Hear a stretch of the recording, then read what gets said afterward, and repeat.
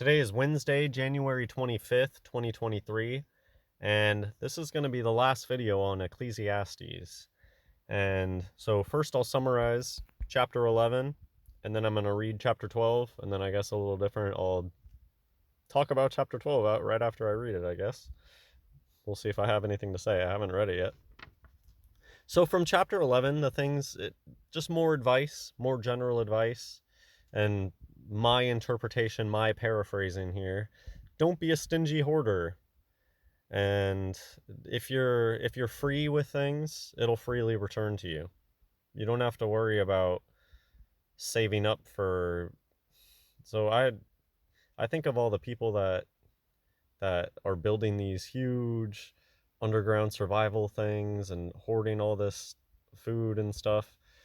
I don't think that that's the correct approach. I think God is going to provide for his children no matter what. I don't think it's up to you to save yourself by doing something grand like that. Just the puzzle pieces will all fall into place, and you know how stuff always works out in the end for God's children. And so I think that's what he's getting at there, that you don't have to save all your money and hoard everything. You can give freely to 7 people or even 8. So 7 is used just to represent a lot of people, and then he's saying even more in chapter 11. So more advice: do your work, enjoy life in the moment. I believe he also tells us to touch grass. That's something that you hear people say all the time these days, that people need to go touch grass, which is very true. That just comes into the whole people live in this fantasy reality. It's so easy to get people to believe in the ball earth stuff because nobody even goes outside anymore.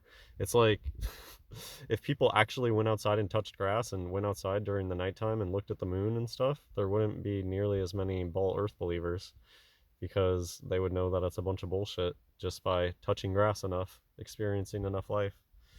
You have people that still don't think that chemtrails are real, even though all they have to do is go touch grass and they can see them.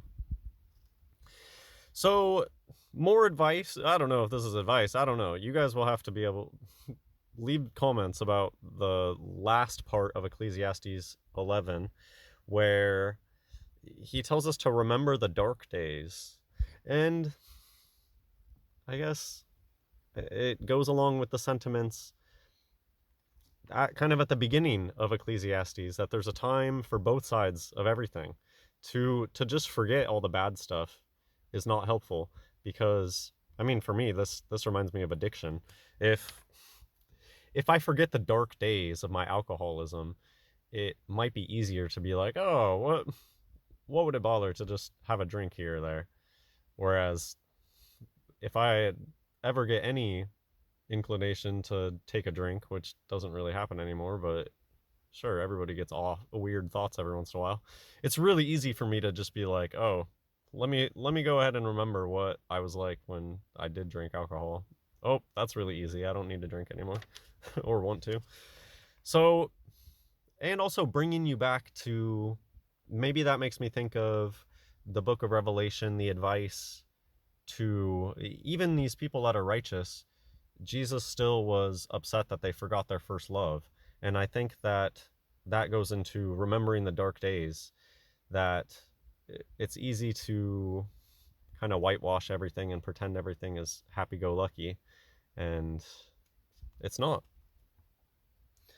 So what's interesting at the end of chapter 11 is he says that everything God brings to judgment. And this is like deeper Bible study stuff and talking about the whole Sadducee possible connection to this, and how they didn't believe in the resurrection. At least that's what I've read about the Sadducees. You had these groups of people that had different interpretations, and some of them followed certain books of the Old Testament, and some followed other books, and they had their own theories about things.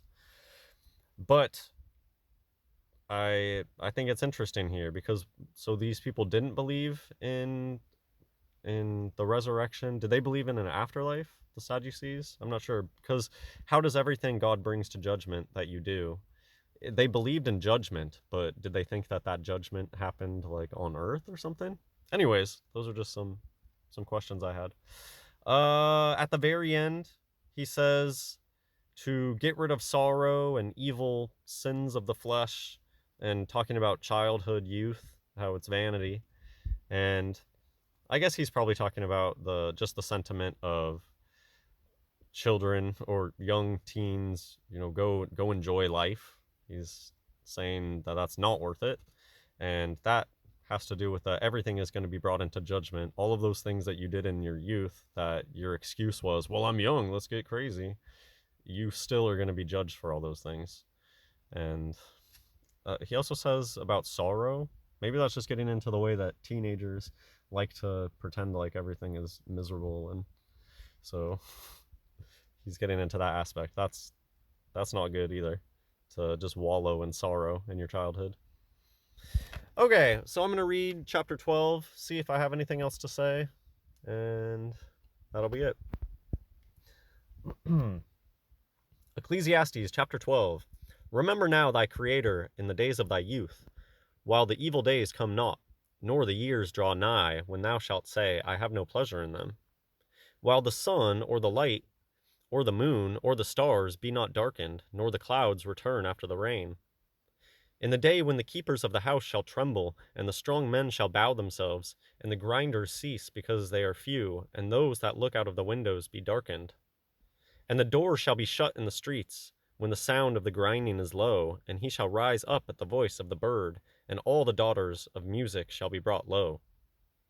Also when they shall be afraid of that which is high, and fear shall be in the way, and the almond tree shall flourish, and the grasshopper shall be a burden, and desire shall fail, because man goeth to his long home, and the mourners go about the streets.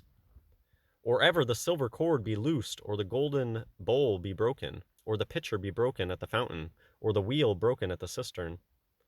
Then shall the dust return to the earth as it was, and the spirit shall return unto God who gave it. Vanity of vanities, saith the preacher, all is vanity. And moreover, because the preacher was wise, he still taught the people knowledge. Yea, he gave good heed, and sought out and set in order many proverbs. The preacher sought to find out acceptable words, and that which was written was upright, even words of truth. The words of the wise are as goads, and as nails fastened by the masters of assemblies, which are given from one shepherd. And further by these, my son, be admonished, of making many books there is no end, and much study is weariness of the flesh. Let us hear the conclusion of the whole matter. Fear God and keep his commandments, for this is the whole duty of man. For God shall bring every work into judgment, with every secret thing, whether it be good or whether it be evil. Okay, I think a lot of that is very self-explanatory. The fear God and keep his commandments being the conclusion of the whole matter. That's some very sage advice. And yeah, I'm not sure if anything else really sticks out to me.